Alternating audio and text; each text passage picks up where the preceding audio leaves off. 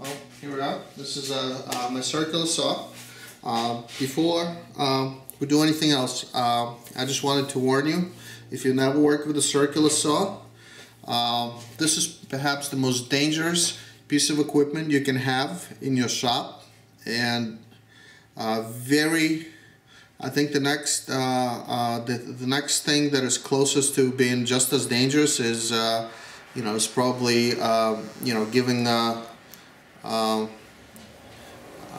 giving a gun to a person who doesn't know how to handle a weapon, or you pissed them off or something. So very dangerous.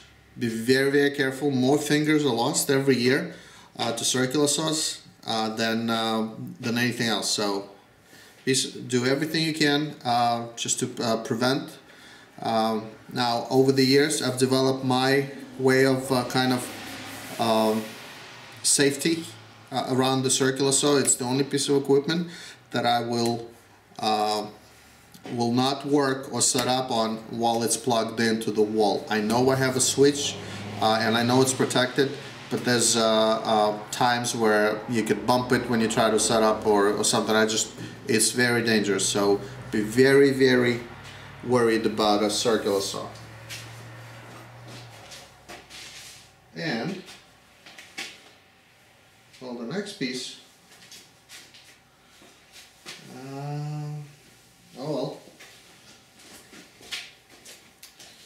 so this is our board, and we're gonna basically cut it in half. If I were to measure it now in the store, you buy it and they tell you it's 1x4, but it's not really 1x4. It's a 3.5. So if it's 3.5, so it's 1 3/4 is the middle of it. So let's just mark it up, and you really don't need to mark up the entire line. What you want to do is mark 1/4. Where's my 1/4? 3/4 right there. You just want it just enough, and I'm also going to cut, slice it. I'm actually going to measure it vertically. It's going to make things easier for me to kind of set up. Now you could measure things here. I actually have a nice distance set up. I can actually set it on my circular saw, and it'll be perfectly aligned. Unless you have a fancy saw or a stationary saw, the position of the fence, you really can't trust the markers here. So you have to measure everything by hand. So this is what I'm going to do. So here's my 3/4, 1 3/4. Now the way I like to set it up is just kind of move it up against the blade, and so the blade is somewhere in the middle of it. Then move the fence against it. Double check again, and basically fix it so it doesn't move. The next is get rid of all the things that you have, like I do, on the circular saw. Most importantly, caffeine. If you're drowsy, have some coffee, because circular saw, you really can't be drowsy when you're working with a circular, so you have to be very careful.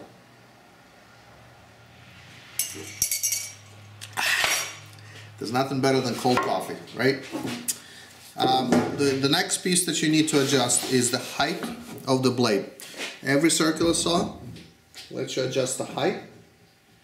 So you can see that it goes up, goes down. What you want the blade,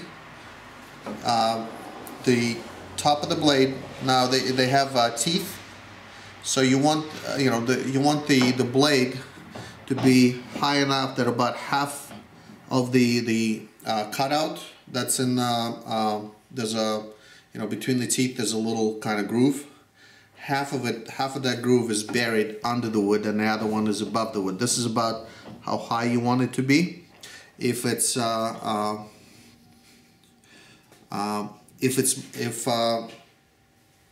the blade is lower, what it's going to do is it's going to try to kick the board back at you. Or if it's too low, then the teeth are going to be too low, and what they're going to do is they're going to try to lift the board on you. You want it just high enough that it has enough power and enough strength just to kind of not want to move the board left and right on you, or try to, you know, lift it from under you. So this is where we are. Let me just plug it in. Okay, plugged in, we're ready to cut.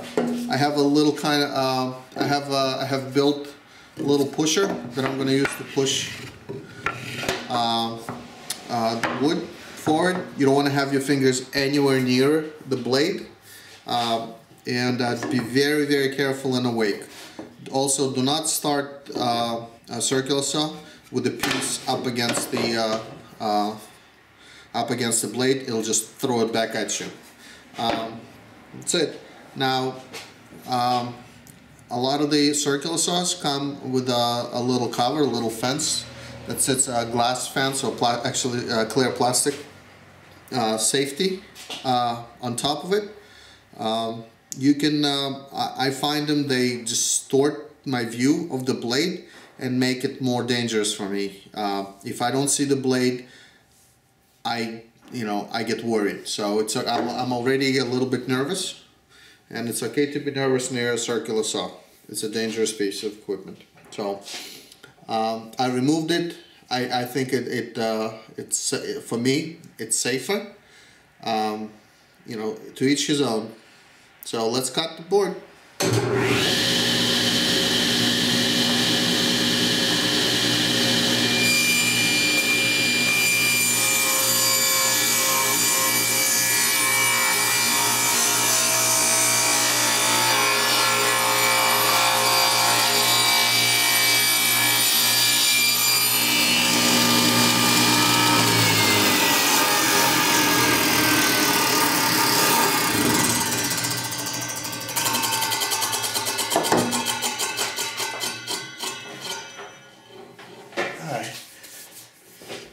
Now that it's disconnected, I actually turned it off.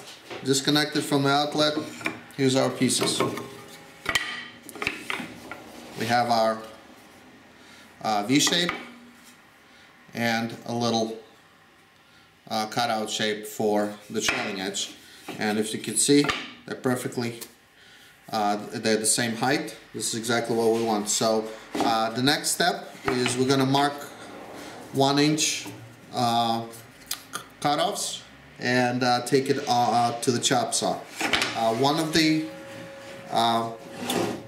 early on in the video I said there's a way to cut everything without using a router. You can actually cut your grooves and shapes. So if you want to cut the regular square shape like that, all it is making sure you set up your blade that is high, you know, a 1/4 inch high, so you can cut these kind of semi grooves. This is it's also a 1/4 inch wide. This is 1/8, so you're gonna have to make several progressive cuts. So you do 1/8, 1/8, 1/8, and 1/8, right? Whoa, all right. Probably 2 cuts is enough, but you know, fractions were never my strong math skill, strongest mathematical skill. For a V groove like this, things are very simple as well. As you know, they actually every circular saw has ability to pivot the blade up to 45-degree angle. So what you would have is I'm going to show you how my blade, I don't know if you can see this, it's actually starting to turn. Here's my 45. You can see the blade is actually looking at, you know, there at an angle. You lower it So it gives you the same groove like that. And what you do is you do one cut, you flip it over, and you do it on the other side, and that is going to give you the same V groove. Very easy to do. The reason I don't do it on a circular saw, it probably saved me a lot of time. I'm scared of circular saws. I feel a lot better doing this on a router, especially on a fixed router table, than on a circular saw. Now, it's probably you know, everybody has their own level of fear. So decide what's best for you. But all of the work can be done with a circular saw. Even the task of cutting the final 1 inch wide standoffs, you just basically set up the fence at 1 inch, and then just go 1, 2, 3, and just keep cutting it. So that way you can also get this done. So next, what I'm going to do is I'm going to mark them up and cut them on a chop saw.